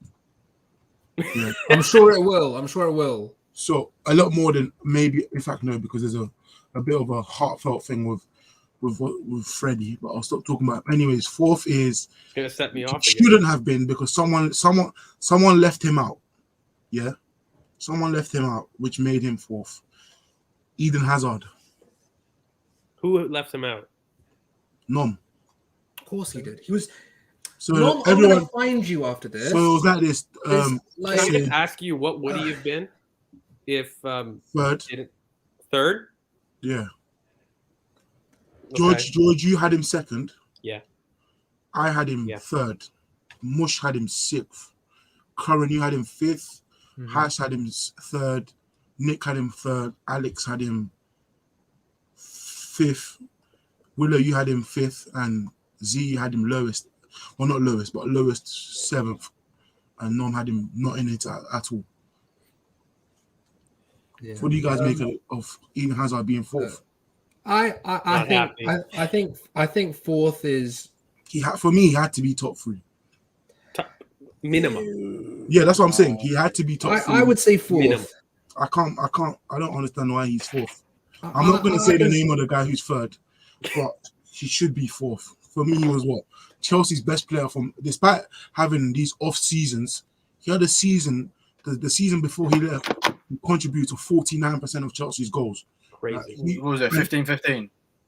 No, yeah. 15 goals, 15 assists. Yeah, he was immense. Like he was unplayable. From a individually with the individual goals against West Ham, Burnley, Liverpool, Arsenal, like all these goals, so many different style of goals. That small, with that much technique and that much strength, he was elite. Do you know why I love him so much, Chris? Is because no matter we all view football very, very differently, right? But the one thing is, I think Hazard combines everybody's metrics. And I'm pretty sure I'm happy with it. If third is who I think it is, I'm happy with this. No, I'm not, because Hazard is he combines everything that people rate. If you want to talk about trophies and trophy output, he's there. If you want to talk about impact on those trophies and who carried them, so not the Giggs example, he's there. If you want to talk about pure talent, this kid is probably the most talented, in my opinion, in this list. You're not going to get a more talented player than him. George, the thing I think you love about Hazard the most is his bunda. That's why I think you're so biased towards him. All I'm saying is the player I have at number 1, I still think is more talented than Hazard. Yeah, I think with Hazard, like the way he dribbled, the only player I've ever seen, the only player that I've seen at the same time was Messi, where that small, we players just used to bounce off him whenever he used to dribble. Like that, someone that small shouldn't have that much strength, and the technique was just not similar to anybody. All I'm going to say is if who I think is in third, then I have a similar argument that George had for Beckham. He won every trophy. He won every trophy apart from Champions League whilst at Chelsea. He performed in finals. Which he should have, by the way. He had 3 goals and assists in a Europa League final, and then told everybody he's leaving on the pitch. That's I think my counter argument to Hazard is that season where he's in his prime, he's doing immense, and he just completely dropped off. And I think he had 1 goal in the calendar year for ages. He was awful. He was such an awful player that whole season. Every time he was on the ball, he'd get dispossessed. He was just poor. He was lethargic. And the other thing as well is throughout his career, he's always been a massive luxury player. Never tracked, never played as the team, the 11, which just puts me off. I know. I get that. If he's like the Perez debate, though. He's like the Perez debate. Perez never worked hard for the team. He did not. No. And the thing is, I will agree with that. I don't think Perez worked hard on the team, and I assume that CK is about to say his name. So CK. No, I just want to do one more thing on Hazard because I don't think he gets the credit that he deserves, and I think he's a victim, like Ozil, like Rooney, of a lot of these players where they started really early and they're going to tail off. De Bruyne. He's in a similar thing, and I think a lot of people's perceptions of him have come from this Hazard, and it clouds subconsciously kind of the peak that we're talking. I know his peak was amazing, and he was in my list, and he was quite high in my list. So I do think that he definitely deserves to be. I would say 4th is about right. But I think 4th is about right. It's troubling. No, I think 3rd is 100% where he should be. Minimum. Well, I just disagree. I think 4th is fine. 3rd minimum. Yeah, I agree with that. Minimum top 3. Right. CK, who's 4th? Hazard had 4 seasons with 12 or more goals. Anyway, crazy. We'll go. 3rd is Robert Pires. Yeah. Thank you. The reason he's 3rd over Hazard is because Nom had Robert Pires 1st, and not Hazard not in the list at all. That's unreal. I love that. I love that from Nom. No, I'm gonna find you. I'm coming to you, and I'm finding your cat, fam. On average, he was probably 4th. I had him 4th. Curran had him 4th. Haas had him 4th. Wilo had him 4th. George had him 4th. And this is the thing, I have a very similar story. Z had him 3rd, Alex had him 3rd, Nick had him 6th, and Mush had him 8th. But yeah, he was. I have a very similar story that George has with Beckham that I have with Pires, because I used to be a goalkeeper, and when we used to have we were actually invited to Colney once as a county-wide sort of like the best players from different school teams to come to train at Colney. And I met Bobby, I met a lot of the players. And the reason why I remember Bobby so clearly is because Bobby was the one that actually came and took shots with us. And he came and talked to us. And he came to just to say hi and this thing. So Norm has been on the show, guys. That's why he's on the list. He's on the list. Anyone who is on the has been mentioned has been on the panel plenty of times. So don't worry, he is a real person. His Twitter will be in the description. So his Twitter will be in the description. Yeah. You can get out all of them. Find his cat. I'm gonna find his cat. I'm coming for your cat. Look, Bobby, I'm not even upset too much because I am. I don't think he should be third. I'll explain to you why because I think I had Hazard fifth and Bobby fourth, and I'll explain why. I'm taking my issues with the Freddie thing because I can't get over that, because seventh to not on the list is crazy to me. But look, on Bobby as seventh a whole, to 11th, George. He was 11th. I know it's even worse, but I'm just, in my mind, he's not even in the list. But look, for Bobby, I think it is harsh. I'll be honest with you. But if we take that out and we just talk about the player, because I think that's the big part of these things when you get to them, he was a crazy player that I also don't think, like Freddie, got the respect that he deserves. Because, when you look at those seasons, everyone attributes him as part of the left, okay? And he is that winger 10, but he had one season where he was responsible for us getting to where we went. And, he was absolutely our best player that season. And I think he was special. He was very cerebral. He wasn't the quickest. And, he had that kind of, he was a true winger. I don't know what else to say. Like, he was that pure talent where I will put it through your legs. I'll embarrass you. I'm not particularly fast. I'm not particularly strong, but you can't stop me. And he would draw moments of magic. And this guy doesn't get talked about. He gets disrespected in top 10s all the time. And let's be real. Let's be real about who Robert Pires was, right? Robert Pires was someone on the ball. You could give it to him, and he would literally take it from the halfway line, and he would get you into that final third. That's what Bobby Pires was. He was someone big name. He was a big name when he came to us. He was a big name.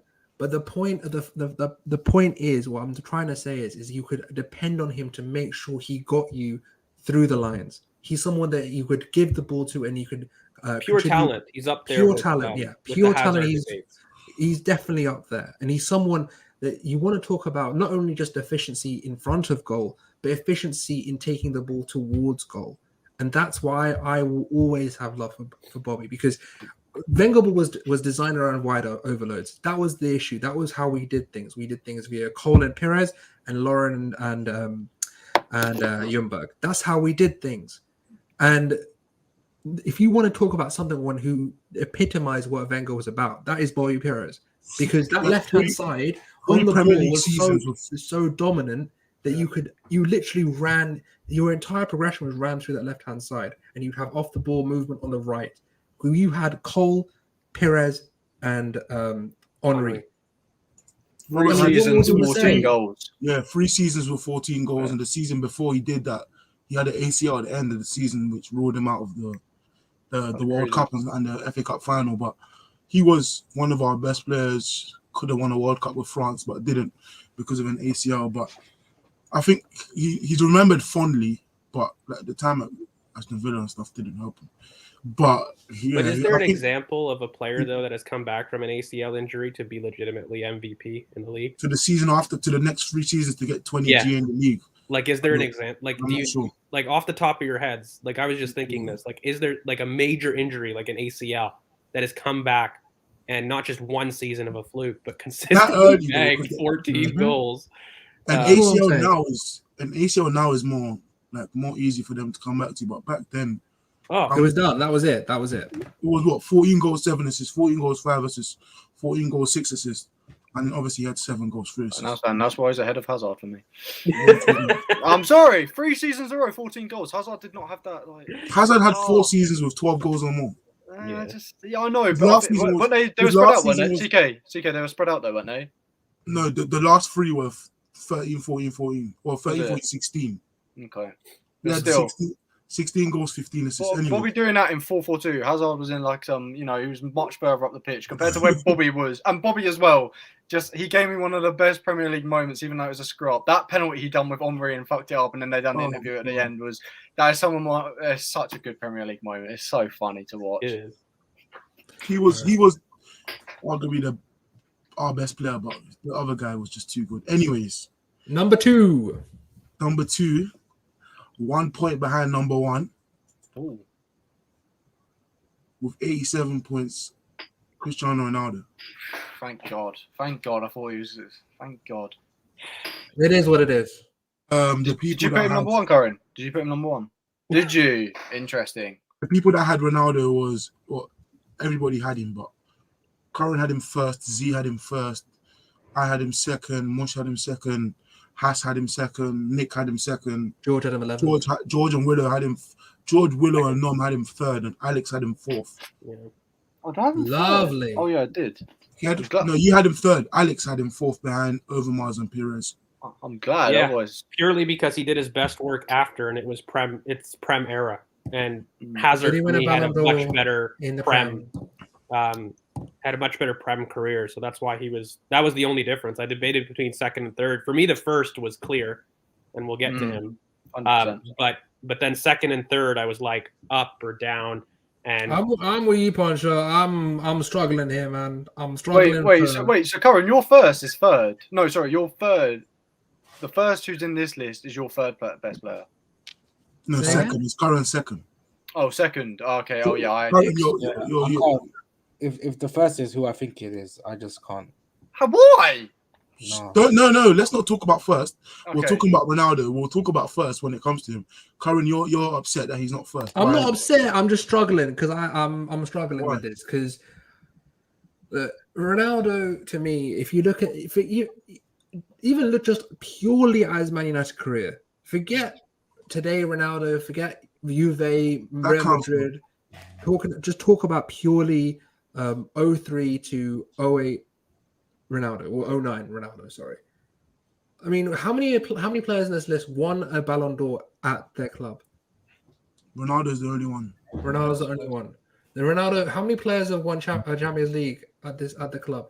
A lot of them. A lot of them, but how many of them? No. Think about it. You laugh, but let me finish my point. My point is, it's not just about the Champions League he won. It's not just about the Premier League he won. How good was that 07-08 team? That team of his. Yep. It's probably arguably the best team of anyone. Was he not the reason why it was taken from like an elite team to a amazing, crazy team? No, it was one of the best United teams. It was one of the best teams ever, like that in Premier history. Obviously, he scored in the final and all this stuff, but other players. That's when Giggs exploded too, ironically. Other players scored in the Champions League finals as well. I think the Ballon d'Or thing, obviously, he won Ballon d'Or, a voted award. He did his best work at Real Madrid. I don't value that much. No, but that's not the point. The point is he was, and as a winger in this league, he was the best player on the planet for like at least 1 or 2 years. To be fair, to back Curran's point as well, 31 goals and 31 starts. That's insane. 31 goals and 31 starts. 34 games altogether, but that is insane. And he's number 2 for me. He's number 2 for me purely for that 08-09 season. He was their best player, and obviously he did take them to another level. No one said he didn't, but I don't want to talk about number 1. But Ronaldo isn't the best because not even because he did his best work. I just think another player did better work here. Yeah, agreed.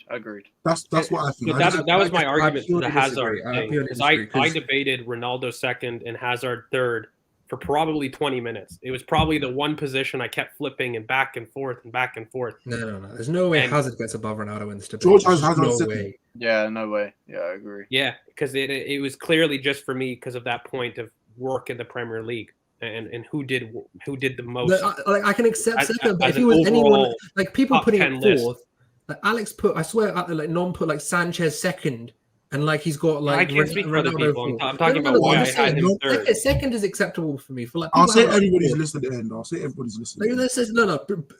See it? Put it in a PDF and send it because I need to see these. I need this. Because for me, I think flabbergasted he look, he's crazy, but I think he was crazy a lot more at Real Madrid. And for me, when I look at it, Hazard had a lot more Prem seasons of him being stupid as well. So that was literally the reason I think I edged him, third. Wait, how many second? How many seasons did you say Hazard had? 4. Yeah, 4 seasons with 12 goals or more. Okay, and Ronaldo had 3. But I think Ronaldo's 3 was better than Hazard's 4. I must admit. I think his last season was better I'm than arguing that point. I think them. Hazard is closer to him than you guys are saying. But George had him over. I didn't have Hazard second. I had Hazard third. But him, I debated. I don't really have much there. I had Bobby fourth, and I had Hazard. Perez was the one consistent thing in this video. Most people on here had him fourth. Yeah, I had him fourth. I had Giggs third, and I had Perez and Ronaldo. The only, by the way, Perez and Ronaldo, the only 2 players on the list that were on everybody's list. Wait, what? Wait, what? So someone didn't have number 1? Wait, what? I'm not even surprised. Someone didn't have number 1. We'll go into number 1. That's an agenda. Let's just do it because it's obvious who it is, and I want to hear who did not have him. Who do you think didn't have him? I'm gonna guess Nom. Yeah. No, I'm gonna find you. I'm gonna find you. I'm coming for your cat, man. This is not okay. You screwed up these rankings, I spoke to Nom. Apparently, anyways, of his list. Sorry, wait, what, Z? Apparently, he deleted Hazard off his list by accident. So, Salah, he didn't have Salah. What about Salah? I don't care about Hazard. Reason, man. I told it. No. You guys know this. I gave everybody. I gave all of you a chance to redo your list after you submitted the list. So I told him, Nom, please do your list again. Did you? He said no. No So way. He's messed up. it is what it is. Well, Salah was first for me, first for Mush, second for Curran, first for Haas. Salah's going to be in the debate for the best Premier League player of all time. He was not in Nom's list. He was first in Alex's list, first in Nick's, first in Willow's, first in George, and second in Z's. He's only close to Ronaldo because Nom didn't have him at all.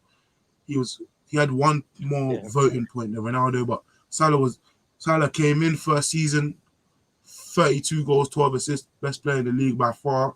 Mm-hmm. He had consistent seasons.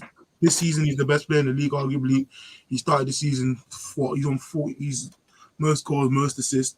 He's Liverpool's most important player now. Last season, when everybody was rubbish, Salah still got more than 20 goals.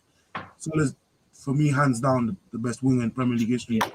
He'll just create a bigger gap as he continues. Two Champions League finals as well, and one of the big reasons they didn't win the first one was because he went off injured after the first 5 minutes, and then the second one, massive impact on that. Yeah, he scored in the final. What's his total goal tally approaching right now? So he's in the Premier League. He's on 113 goals and 43 assists in 178 games. That is crazy. It gets to the point where it's like he's had how many seasons would you argue he's top 3 in his position, for example? In his position, every season. Every season is like Liverpool. Like it's just look. I think for me, it's kind of clear. I literally had Salah as my first, and then I was like, okay, how do I work down from here? So, I don't know. Maybe people in the comments can say why they don't think Salah's first. Because for me, I thought he was clear. I didn't think he was first. I thought he was second. Why? I'm okay with either. I'm okay with having Salah 1 and Ronaldo 2. Is the Ballon d'Or what edged it for you? Yeah. For me, the Ballon d'Or. And then you know what it is? The other thing, CK, is it's eras. It's very difficult, very different roles and very different amounts of things. Like you can't hack players as much as you can today. It's very easy for players to. It's a different era. He beat a City team to a league title. That's the crazy thing for me. Like the 2 seasons they had, that Liverpool team, whether they get 97 and 98 points. We had 4 legitimate title challenges every year. But that City team is just incredible to be I able to actually understand, but do you that. you is had insane. you had United, you had us, you had Chelsea every single year, and then sometimes there was sometimes Liverpool were in it as well. That Like, City the team, oh- one of oh- the. 08, Where would you rank that City team in like Premier League's greatest though? Because that is that's up there, isn't it? That's It's up there. Yeah, I 100% it's up there agree. to being one of the first, and they did that, and they beat. I them agree to it. with that, but what I'm saying is that I completely agree with what you're saying, but you have to measure it. It's very difficult to measure. That's why I'm saying I'm okay with either, because it's very difficult to compare that late 2000s era to today's era, because not even just the teams, but the rules are different. VAR is different. I know, But there's so many things that are different. Again, how many elite seasons did Ronaldo have at Manchester United? 3. Is it 3? 08, 08, 09, 07, 08, 06, 07. Yeah, 3. Yeah, 3. One And God. how many Salah had? 5. How many Salah? Yeah, every season he scored 19 or more goals in the season. I think Joshua's made it I think this is how I feel. This is literally how I feel. I'm okay with it as well. Like I'm okay with it. But for me, if you're the best player in the world, not just the world at the time, Who's the best player in the world? Salah is the best player in I'm the world. playing Yeah, in but Salah's the best definitely. player in the world. The thing is, I don't care about Ballon d'Ors because it's a fucking popularity contest. That's the thing I don't really care about. Like, Salah's the best player in the world Was there any narrative anywhere you could say that Ronaldo wasn't the best player in the world that year? no, I'm not saying he's not, but Salah's been the best player in the world, arguably for me, and he's not been voted it. Does that mean This he's not the season best he's player the in the best player world? in the world. This season he is 100%. Yeah, He should win it this year, and when he does, I will have him above him. I will.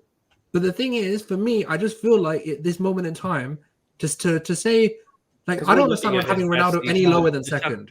Explain to me how Ronaldo's any lower than second. Even if you had a debate with like the wider public, a lot of people would choose Ronaldo ahead of Salah. It's just a general perception of what Ronaldo's done in their game.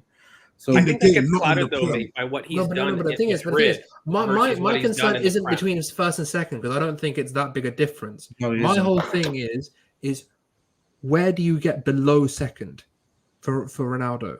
How do you get below second? Talking about Salah, you're talking about George putting Ronaldo's third. No, yeah. Because that's how you get to first. That's how you get to first. No, Nom didn't put Salah in his list. Yeah, it wasn't me. We need. I will find you. I'm going to find your cat, Nom. This is ridiculous. How many people put Salah first? That's another thing. I saw it was like 8 out of 10 people put Salah first. I put him second. You put him second. I think only and Nom didn't have him in the team. I think every other person. Seven people put Salah first. Yeah.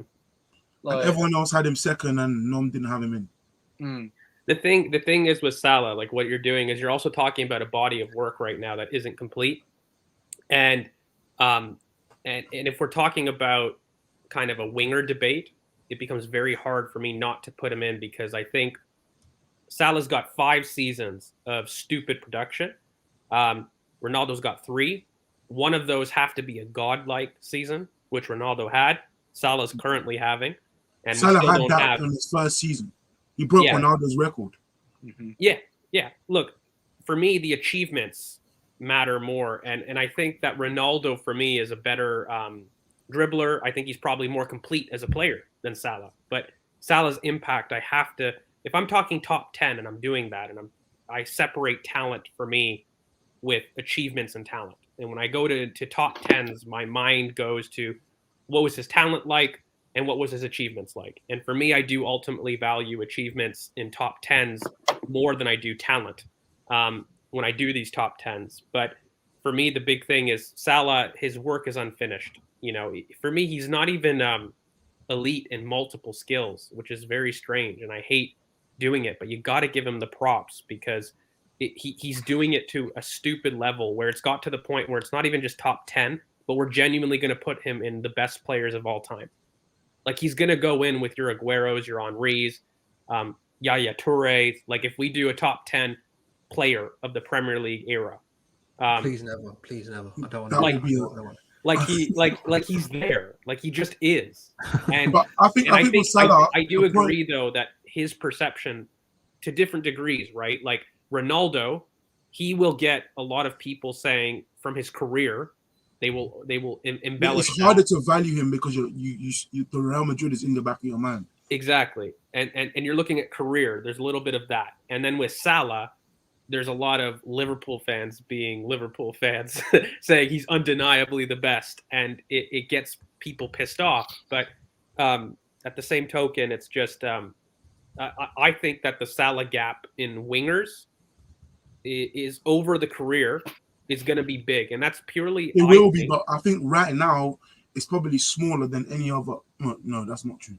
It's smaller than the one we did before, so it's smaller than the Henry. Then, because Henry had everybody put him first apart from one person. Oh, but yeah. Salah had 7. I think for me he's definitely first. Obviously, there's a debate for Ronaldo, which I see with him that 31 goal season, but Salah had a better season potentially with the 32 goal season.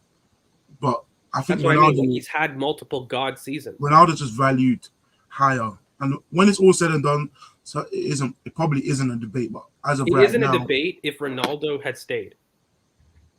If Ronaldo stays, it's not a debate. But he didn't. That's literally the separator for me. So. And I think do you want me to read out everybody's list then? Yeah, go on. Yeah. Okay. We'll go.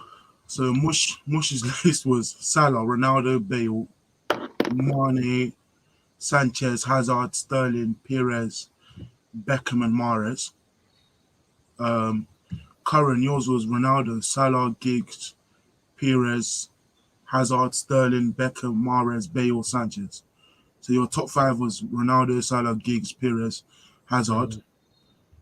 George's, yours was Salah, Hazard, Ronaldo, Perez, Beckham, Sterling, Ljungberg, Giggs, Mahrez, and Sanchez. So your top 5 was Salah, Hazard, Ronaldo, Perez, and Beckham.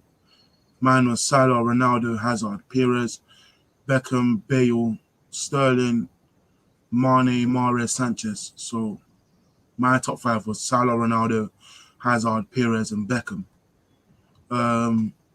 Z, yours was Ronaldo, Salah, Perez, Ljungberg, Bale, Beckham, Hazard, McManaman, Giggs, and Ginola. And I'll just read Willow's as well. If I'll read Willow's, then Nom. I think people want to read that one. Guys, I'll tell you this before we do Noms, right? I personally am going to clip this video and put Nom's list as a different video by itself. Like I'm going to do that. Was it just the one that screwed it up the most? Because I know strikers, we've had lists that like screwed up people, right? Yeah, you do that when you do these things. It was the Z version of the. No offense, but it was. In fact, it was the Z version of the strikers debate. With Willow, it was Salah, Giggs, Ronaldo, Perez, Hazard as the top 5, and then Beckham, Ljungberg, Mane, Mahrez, Sterling. Nom's list: Perez, Sanchez, Ronaldo, Beckham, Ginola, Sterling, Robben, Overmars, Ljungberg, and Giggs. So no Salah, no Hazard. That has got to be the most biased list. Perez and Sanchez. Yes, I don't know how Sanchez and Perez are top 2. And in terms of Bukayo, Number 2. Think I want to say it's too early to say, man. It's too early to say. I'll say it for you. I think he'll be on this list. I don't know where he'll be on this list. It depends on circumstances, injuries, all sorts of things. It's a bit too early to say. I think he'll be number 2. There's obviously a lot of variables. I hope you're right, Robert. There's obviously a lot of variables, but I just think there's too many variables for me to say. But he'll be number 2. Anyways, that's the list. I'll read out the overall list again. So it was Salah in first, Ronaldo in second, Perez in third, which is, anyways, Hazard in fourth, Beckham in fifth, Sterling in sixth, Bale in seventh, Giggs in eighth, Mane in ninth, and Alexis Sanchez in 10th. So I won't read out the others because this bring up Ljungberg was 11th. I'll just say that. No, I didn't, Mush. I didn't, because then there will just be other people influencing mine, just like I didn't say to other people who I had in my list, because then it's me influencing other people's. You know what? In the end, the overall list is probably what a lot of people in the comments want. Yeah, it probably is, but a lot of when you go from the bottom, people just start going, where's my guy? Where's my guy? Like, Yeah. And when you hear your guy too early, man, this for me, this is pain. This is the one type of it's video. fun for me. For George and Wilo couldn't handle hearing Ljungberg was 11. These are one of my favorite videos. I love recording. They couldn't handle hearing Ljungberg was 11. I love it so much. When they heard Perez was third, they were like, "Whoa, nah, Perez shouldn't be third." Like, nah. This is why this is painful for me, because I don't like. There's three reasons why I don't like these videos. One is I can't handle comparing eras. Two, I don't like comparing roles, and three, the subjectivity. There's no definitive criteria for it, so it's just like there's too many reasons where I'm just like I could have this guy, I could have that guy, and then we get to it. Then we get to it, and then everyone's got like someone third. This is actually a good question. That's not great. Wait, before we answer that question, what you're saying is that there's no way you can make a criteria for what you value, because everybody values something different. Some people value individual awards and all this stuff, but there's a question there. I got a question after Joshua, because this is a good question, but I got a question after. Hazard, I think it's clear. I think it's clear. Hazard for me, because Salah on his team, I was more scared of other people like Firmino, which is crazy. I'm just old. I'm sorry. For me, 08 Ronaldo is ridiculous. He Hazard all the time. Salah had other players. Hazard had more man of the match performances against us. Salah had other players in the team, but like Mane and Firmino did more versus Arsenal than Salah did. So for me, it's definitely Hazard. Like that. You know what's weird though? I think this might be caked in which teams did really, really well against Arsenal. So Salah, historically, Liverpool have done really, really good. They destroyed us, you know, in previous, right? But Liverpool have killed us in the last 5 years. But Chelsea have killed us. All their teams killed us when they were there. Yeah. Yeah. I think Hazard had more man of the match performances against us, like period. Remember the huge 6-1? The Coquelin. And then the Coquelin go away, he just barged him. All I'm going to say is Ronaldo came to the carpet and ran us out of the Champions League. Hazard came to us in a Europa League final and got 3 goals and assists. Dropped it on our head. Who's the back line? I don't care. Who's the back line that game? No. George, ask your question, because this is already pain. Yeah, no, I was going to ask. So, like, when we do these debates, right? Like, I would argue that there's 3 major categories that people really look towards. Okay, they look at individual talent, i.e., are they a complete footballer with different traits, right? They look at trophy cabinets or output. I kind of cloak that as numbers in quotes. So number of trophies, number of goals, right? And then the third is impact for the team.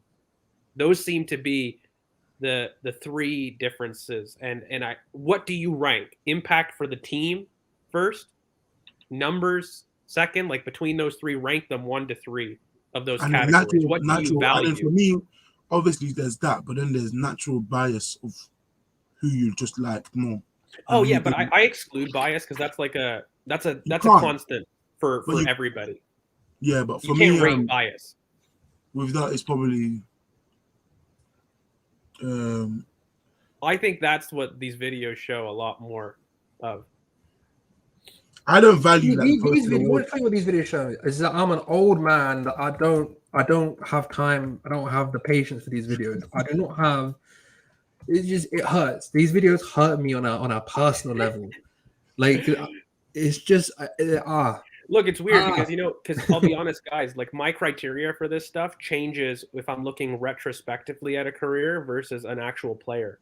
Like, for me, everybody knows I'm not terribly a stats person. I'm purely an eye test person. So like, I always look at talent. But when I look at top 10s of all time and I look at careers and stuff like that, I think that's last. Like, I don't look at that as highly as, achievements, which I find is very weird. Like, I don't know if anybody else in the comments feels that way. Individual voted achievements matter a lot less to me than they would someone else, because like a Ballon d'Or, for example, a lot of the year someone might won a Ballon d'Or, The general opinion when a lot of people win the Ballon d'Or is that someone else should have won it. Like, so the award is no one epitomizes that more than Nedved. No one epitomizes that more than Nedved. But it's weird. Like, even you guys Nedved do that didn't too, or like now, like you don't like. If I was to look at a player that was coming to Arsenal, take a name, guys. Alexander Isak, right? Mm-hmm. We look at these areas, okay, where you look at talent, achievements, goals. Like, it's a broad debate about talent evaluation. What's weird is in the moment when I look at these players, I don't value their goals and assists as highly. I don't value their team assists as highly. I really look at the player's talent and their ability to replicate that. But when I look at career, I switch. You know what it is? Does that happen to anybody else? I'll tell you what it is. I feel like in terms of like these debates, these top 10 things, and Joshua, I do understand your point because it's a good point that that players are taken as individuals, and football is not an individual game. It's a team game, and it's very hard to structure these debates because, like, say for example, you put Giggs in a Salah position, and you have him with the correct amount of you have the correct people around him, etc., and it's the environment, the diet, the state of the game, etc. There's so many different variables you need to put. You can't just pick players in and put players in and just assume it works. It's not how these things happen. That's the aim. That's the beauty of the debate. That's what makes it so the thing hard. is, I got tagged in it. I got tagged in it. Someone tagged me in this, and it's a good thing. Let's transition while everyone's here for maybe the last 10 minutes. Okay, we'll just do this for like really quickly. We'll transition. End on a good note. Okay. Let me find the exact tweet because it's you find it, but I'll talk just to, like, preface it. Yeah, someone found a registry, like a new number plate. Share your screen. I've not seen this. Someone found a new number plate registered till February 2022. I'll share my screen. That's interesting. So I'm with Joshua here. So I guess that's another way of like putting it where I like when I look at kind of a career, I look at legacy and perception a little bit more.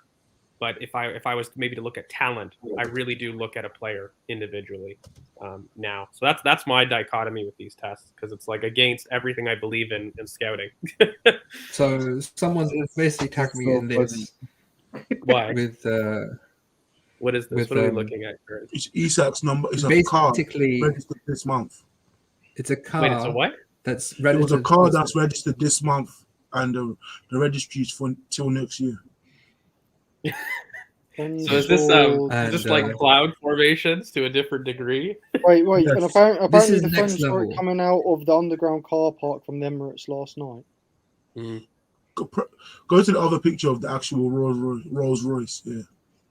Yeah, it's loading now. It's just my computer. Oh, that's right near the Emirates, no? Apparently it came out of the underground Emirates last night. Underground car park. Correct.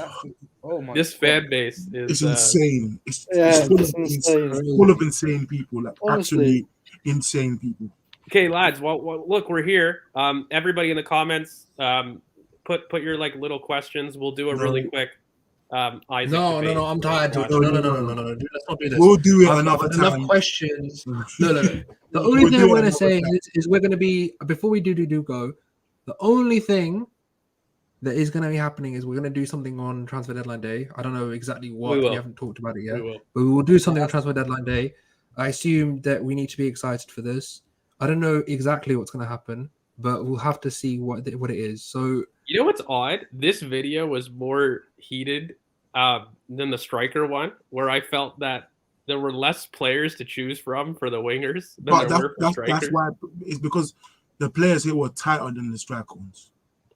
I think these videos give me headaches. And you know what's crazy? The midfield is going to be the worst because it's going to be the best of both. Bro, if we're doing midfield and we're just going to be doing let's rate Kaká versus Makaleli. Nah, you can count me out. No, I'm not doing that. That is exactly what we're doing. I refuse to do that. No. That's exactly what you'll be doing. And Curran, you're gonna have to put on your big boy pants. You're gonna I'm just gonna do a nom. I'm just gonna put like Coquelin. I'm gonna put like just put random people in because it makes no sense. Like, how are we doing attacking? Like, how do you compare Özil to like I don't know Casemiro? Like, there's no like It's Premier League. What? Yeah, you can. Anyways, thank you for watching. We've done our list. I'll remind you of it one more time. Salah, Ronaldo, Perez, Hazard, Beckham, Sterling, Bale, Giggs, Mane, and Alexis Sanchez in 10th. Give us your list in the comments after this video is done. Thank you for watching. I won't do this George thing. Follow George of V_C. Follow Wilo at the one Wilo. Follow Curran at Curran BoP. Follow Z at Privasto_Z. Please help us to get to 1K subs. Help us to get to 600 followers on Twitter. Follow Pure CKK, and thank you for watching. Please like, comment, share, and subscribe, and we'll see you soon. Probably on deadline Monday. Yeah, deadline day. Fuck the transfer.